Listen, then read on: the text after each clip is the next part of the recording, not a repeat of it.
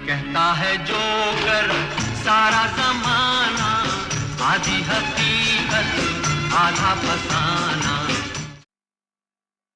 हाय नमस्कार दोस्तों। इस वीडियो में हम बात करने जा रहे हैं निफ्टी 50 इंडेक्स के बारे में। आज लगभग हर ट्रेडर इन्वेस्टर के सामने यह प्रमुख सवाल है कि क्या यहाँ से निफ्टी इंडेक्स में गिरावट बढ़ेगी या फिर मार्केट संभलेगा और यहाँ से ऊपर का ट्रेंड देखने को मिल सकता है।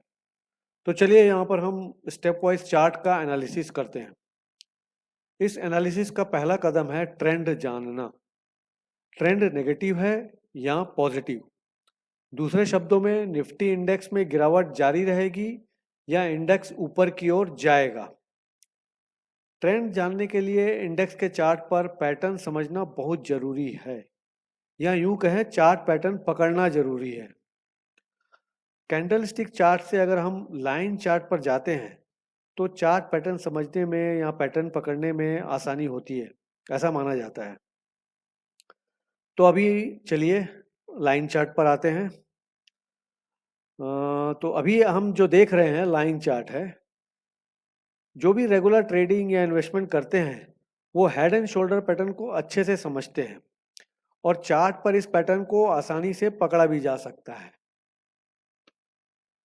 तो अभी हम देख रहे हैं हेड एंड शोल्डर पैटर्न। अब हमें देखना है कि इसकी नेकलाइन पर ब्रेकडाउन पॉइंट कहां पर है। चलिए, तो ये रहा neckline breakdown point. Neckline breakdown point हम बोल सकते हैं कि 24,918 पर था।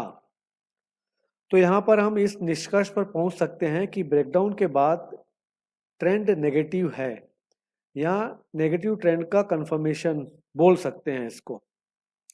अब अगला स्टेप क्या है? हमें कोशिश करनी चाहिए कि हम इस नेगेटिव ट्रेंड को कंफर्म करने के लिए सपोर्ट में कोई और भी पैटर्न देखें चार्ट पर। तो चलिए ट्राई करते हैं। यहाँ यह बताना जरूरी है कि अगर आप रेगुलर चार्ट पर पैटर्न ढूंढते हैं और कोशिश करते हैं तो थोड़ी सी प्रैक्टिस से आप कुछ समय में पैटर्न पकड़ सकते हैं। तो लीजिए जी, मैंने यहाँ दो पैटर्न ढूंढे हुए हैं पहले से, जो मैं आपके सामने लाता हूँ। एक है डाउन ट्रेंड पैरेलल चैनल और दूसरा है डिसेंडिंग ट्रायंगल पैटर्न।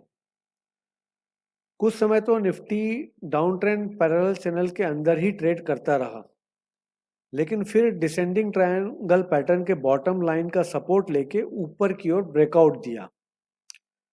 अब देखिए चमत्कार, ये था इन्वेस्टर और ट्रेडर्स के लिए रियल टेस्ट। मैं रियल टेस्ट क्यों कह रहा हूं? क्योंकि आप देखेंगे इस रिवर्सल के साथ ही एक अपट्रेंड पैरेलल चैनल पैटर्न उभर कर आता है, लेकिन ये अपट्रेंड सस्टेन नहीं हो पाता है, या यूं कहें कि एक फॉल्स ब्रेकआउट साबित होता है। तो इसीलिए मैंने कहा real test.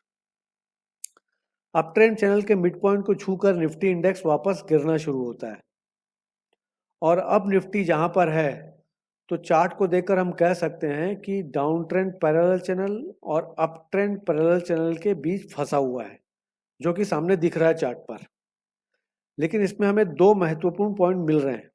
Number one, down trend channel की जो ऊपर की लाइन है वो अब सपोर्ट होगा निफ्टी के लिए, और number two, up trend channel की लाइन, नीचे की लाइन जो है वो रेजिस्टेंस का काम करेगी निफ्टी के लिए। तो यहां से आगे क्या? 18 नवंबर को 23,330, इसमें प्लस माइनस 30 पॉइंट की जगह रख सकते हैं आप। ये नीचे एक महत्वपूर्ण सपोर्ट हो गया निफ्टी के लिए, और ऊपर 24,438, इसमें भी प्लस माइनस 30 पॉइंट की जगह रख सकते हैं आप। इसको एक मजबूत रेजिस्टेंस मान सकते हैं आप। और अब अंत में मेरा क्या व्यू है निफ्टी 50 इंडेक्स पर? मेरे को लगता है कि इस हफ्ते 18 नवंबर से 22 नवंबर के बीच निफ्टी अपना सपोर्ट, जो कि 23,330 है, वो नहीं तोड़ेगा, और ऊपर मैक्सिमम 24,438, जो कि मजबूत रेजिस्टेंस है, वो छू सकता है, of course plus minus 30 points. और 23 नवंबर को महाराष्ट्र और झारखंड के विधानसभा नतीजे भी आने वाले हैं। और किसी कारण से महाराष्ट्र में बीजेपी सरकार बनाने में विफल रहती है तो मार्केट वापस नीचे की ओर गिरेगा, जो कि बड़ी गिरावट भी हो सकती है।